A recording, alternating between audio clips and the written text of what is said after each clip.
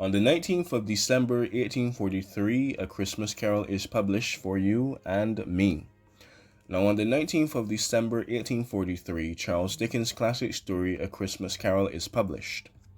Now, Dickens was born in 1812 and attended school in Portsmouth.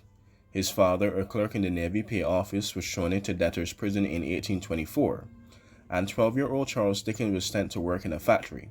Now, keep in mind, young Charles Dickens was in a Victorian-era Industrial Revolution, now the beginning of the Industrial Revolution factory, so it was bad, not good. The miserable treatment of children and the institution of debtor's jail became topics for several of Dickens' novels in his later life. Now, in his late teens, Dickens became a reporter and started publishing humorous short stories when he was 21. In 1836, a collection of his stories, Sketches by Boz, later known as the Posthumous Papers of the Pickwick Club, was published. The same year, he married Catherine Hogarth, with whom he would have 9 children with. And people say 6 children for me is crazy, but this is early Victorian London when 4 children would be happy to see 10. The short sketches in his collection were originally commissioned as a caption for humorous drawings by caricature artist Robert Seymour. But Dickens' whimsical stories about the kindly Samuel Pickwick and his fellow club members soon became popular in their own right. Only 400 copies were printed in the first installment, but by his 15th episode, 40,000 copies were printed. When the stories were published in book form in 1837, Dickens quickly became the most popular author of the day, even outdoing Shakespeare. So, that's to tell you something. The success of the Pickwick Papers was soon reproduced with Oliver Twist in 1838. Please, sir, may I have some more? And Nicholas Nickleby in 1839.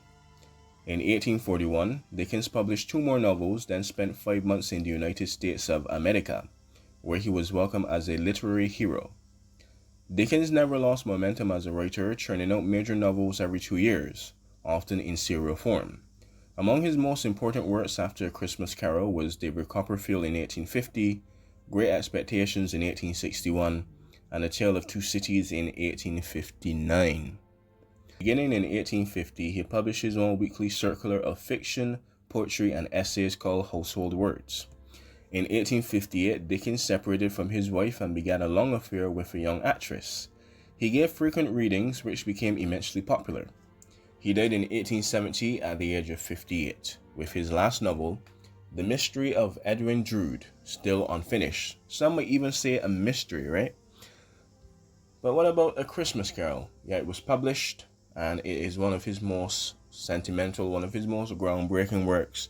And it does explore a lot of themes of capitalism and what is really Christmas about, and the Edwardian Christmas versus the Victorian Christmas. Because what's happening is that this is a cultural shift. Like I said, this is the Victorian era.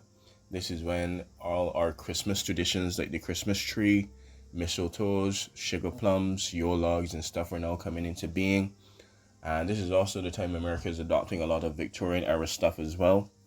America doesn't call it the Victorian era per se, but that's what we generally characterize the world as of the 1808 to like the early 1900, before Queen Victoria. There you go, right? The Victorian era is pretty much complete. So it lasts from 1837 to 1901. Sorry, Queen Victoria is not that old. And like I said, it does predate another one, which is the Georgian era. Sorry, not the Edwardian. Edwardian is actually after. Sorry about that. So, right, it's after. That's like First World War, like now coming into being of the 19th century, and the territorial heights of the British Empire. But anyway, this is about Victorian England. Of course, Ebenezer Scrooge, and of course, Charles Dickens. And the portrayal of Ebenezer Scrooge is more than likely a tale of when he was a child and when he had the industrialist saying, "It's time for work, time to go to bed, time to go back in the morning." So Scrooge is this very interesting character in retrospect. But the synopsis of A Christmas Carol, in case you might have never read or heard, is that there's this guy, Ebenezer Scrooge, and he's kind of a Scrooge. His famous catchphrase is "Bah humbug," And from there, there's Tiny Tim, and then there is the Marleys, which is the family for Tiny Tim. And what happens is that he asks Mr. Marley to come into work for Christmas. As you know, coming into work for Christmas, not really sacrilegious unless you're like a doctor or police or something, but very frowned upon if you're in the private sector, right? Unless you're doing something like super important. But with that being said, he asks him to come in for Christmas. I believe they're a tax office or a bank office, something of that sort. So one night when he goes to sleep, he is visited by three ghosts: the ghosts of Christmas past, not Pratt, the ghosts of Christmas past, present, and future. And Christmas past takes him on his childhood whimsical journey when he actually enjoyed Christmas and when he really like had that Christmas spirit in him. He had that dog in him, right? Yes, like I said. Thank you. So with there, he is kind of jaded by Christmas because they believe his love died to pneumonia. So he's kind of jaded by Christmas and a couple of other things happen in his family that is like, okay, I'm off for Christmas for sure.